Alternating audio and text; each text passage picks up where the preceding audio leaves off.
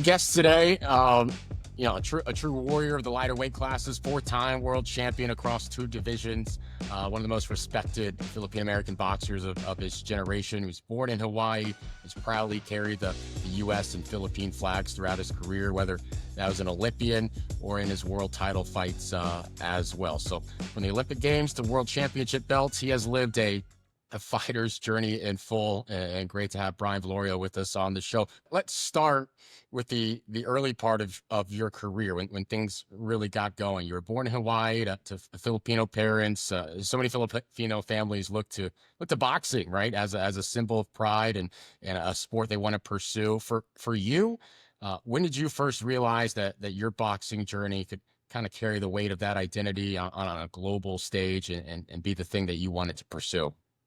It was just basically learning all the on just finding a craft in boxing. In amateur level, I didn't care if I won or lost. It was just trying to gain as much experience as I can in a short term too. So when I turned pro, I had references to go back to and resources I could go back to take me to and elevate me in the pro ranks.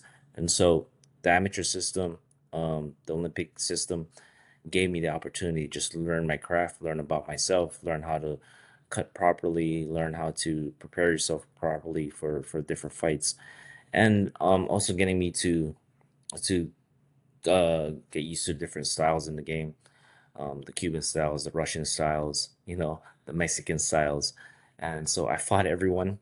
I fought all kinds of different styles. I got to taste a little bit of like how it is to formulate a plan and strategy to beat your opponents in those type of styles. So those gave me the opportunity to do that. It made me grow. So when I turned professional, I was already well seasoned, and that's why they was moving me up pretty rapidly during the early stages of my pro career. And but it was because of my amateur experience and because I was able to compete at the elite level as an amateur. And so they weren't babying me in the first the first 10, 15 fights. No, not at all. Were you able to immerse yourself per se in the Olympic experience, like opening ceremonies and Of all that, or course, were you staying away from that? Like, what? Tell me about the experience of it. I had to. I was 19 years old, and Yeah, making Olympic Games was my dream. And so I wanted to just experience everything that I could during that time. Um, just talking to athletes, meeting athletes, watching the different sports, seeing how everybody operated in their respective sport, how to prepare for that. So it was a huge learning experience for me, um, right. and I was able to take that into the pro ranks and use it there. So it helped prepare me at an early stage, at a young age, how to do everything properly, creating the good habits, and being able to prepare myself for championship calibers. Yeah, a lot of championship caliber fights followed. You become a world champion in multiple weight classes, like flyweight. Flyweight fought some big time names, whether Segura, Marquez. We'll talk more about those. When you look back, Brian, at your prime, what fight or moment do you feel defined you most, or do you not even maybe look at it as the one fight kind of thing that defines your perspective? Just when you reflect on your career, maybe is there that moment that stands out? I think there was a couple that pretty much stand out. I think the first world championship, I had to go through, the ordeal with Contreras when he went into a coma and had the brain, and that was like pretty much coming into a fork in the road, Right. because I didn't want to.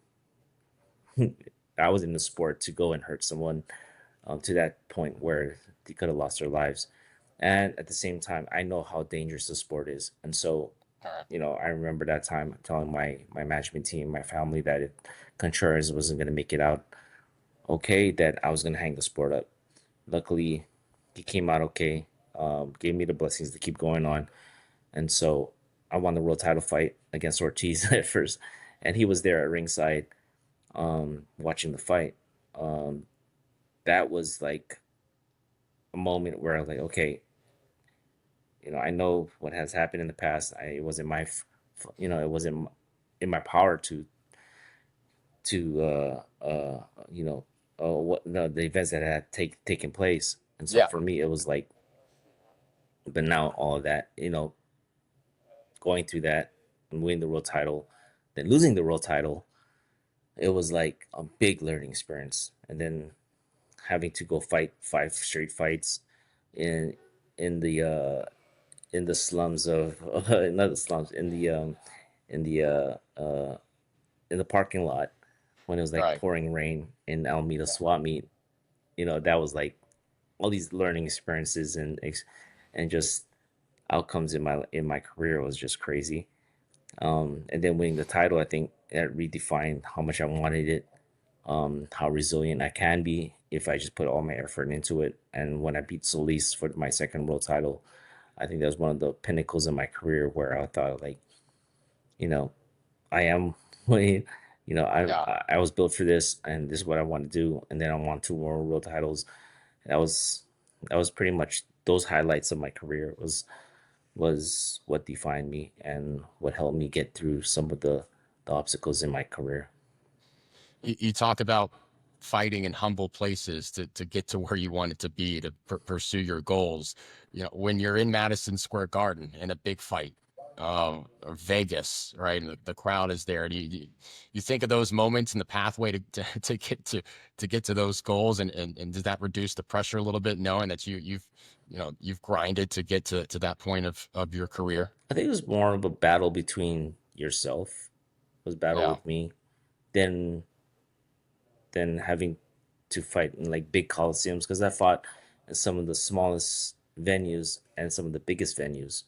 yeah, But what I came to realize was that it was just that square, right? That squared ring, and who was in front of you. It didn't matter who was around. It didn't matter what venue it was.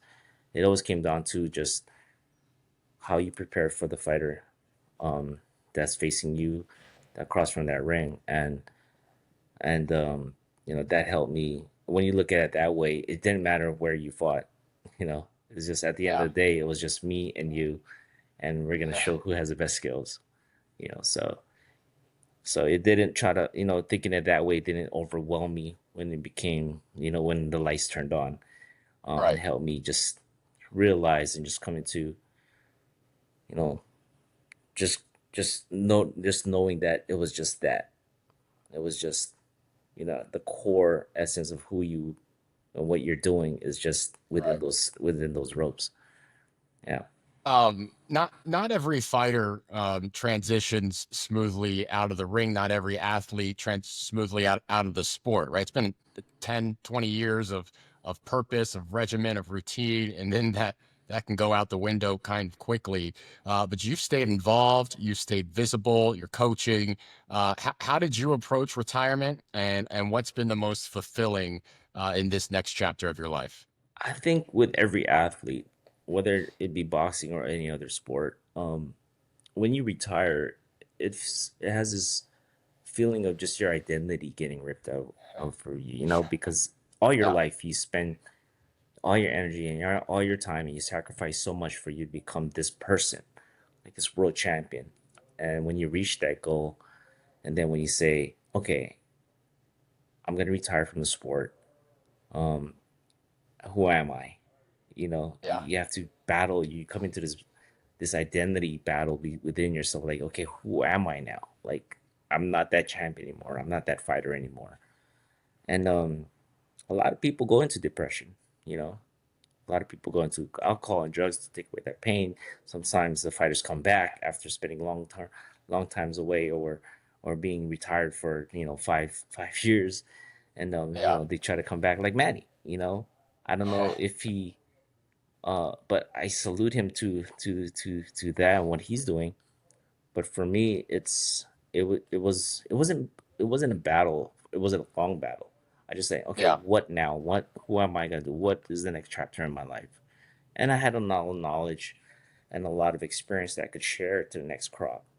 And I wanted to be that person, wanted to be that resource for people to come in and be like, hey, how do you cut weight? How do you do this? And Right. so now I think the natural progression of myself is having to go into coaching and teaching what I've learned throughout the 30 years of boxing, and being able to share that and give back to to boxing that way. And I think that's more fulfilling to me now. And being on this side of the ropes has given me a purpose, a new sense of purpose of what I need to do in this world. So Yeah, the opportunity to develop who may be next, the relationships involved with that, that's got to be gratifying. You mentioned Pacquiao. And I certainly want to talk about him a bit. He's in the news. He's got the fight coming up, making the comeback, age 46 now after nearly 4 years out of the ring. He's, of course, going to face WBC welterweight champ Mari Barrios July 19th, the MGM Grand in Vegas. It's a chance for Manny to become the oldest welterweight titleist, first Hall of Famer to reclaim a world belt. Certainly a lot potentially at stake. Brian, for you, as someone that not only shared the ring, but just a boxing journey and a lot of insights, Manny, what's your read on this matchup on July 19th? What does Barrios bring maybe stylistically that could challenge Manny at this stage? And maybe what about Manny's attributes, whether it's his experience, his ring IQ, make you believe that maybe he does have what it takes at age 46? Just what's your perspective and read on this? I was on my fence when I found out about it. We all know Manny's at 46, and age, the father time has always been undefeated. He's Right. forever going to be undefeated. I'm 44, so but everybody's built different. You know, I was afraid that he was a little too old. That Barrios is too young. He's too big. He's a much younger fighter, much more livelier fighter.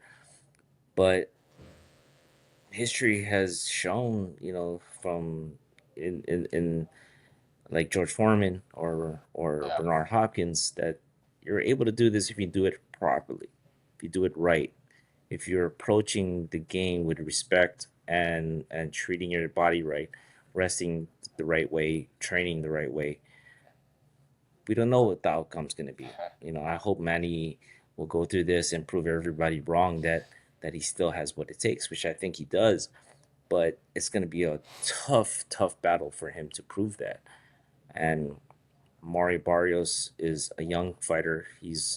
Everyone says that he's the weaker of the four champions, or the other three, the two champions, or three, because Boots had two of it, and I think it's Brian uh, was the other champion, the WBO world champion. Mhm. But if Manny sees something, I think Manny sees something within Mario Barrios that he can expose. Then we're gonna find out next week.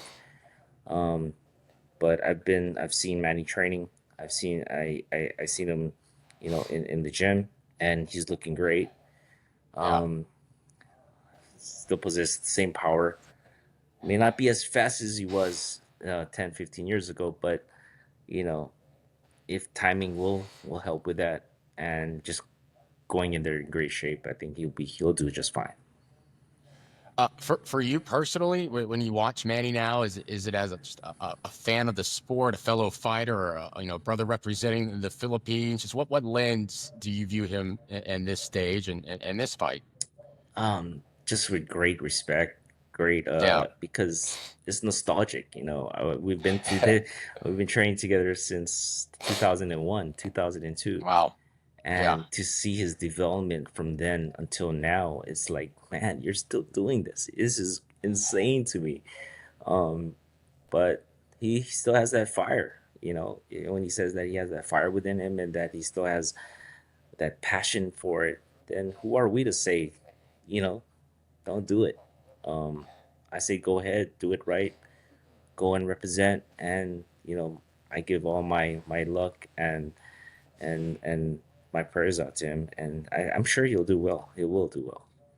It is cool to see someone that you've been through, just seen, shared so much of a journey with, and seen through the years, and is in your generation to pursue something and believe in something, and it's going to be fun to see that Yeah, it fight. was gonna be Uh, really fun. It's gonna, hopefully he'll show flashes of the old Pacquiao, and just just give a great fight, great show to the fans what boxing really is about, and just go out there and come out safely.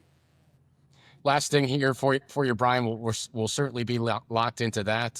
But for you and in your coaching journey, just what excites you about what's next on your path, whether it be who you're looking to develop, or or just events or things that are meaningful to you coming up, maybe outside the ring as well? Just what excites you right now, this stage of your life, moving forward? Just What you being got able coming to up? just share and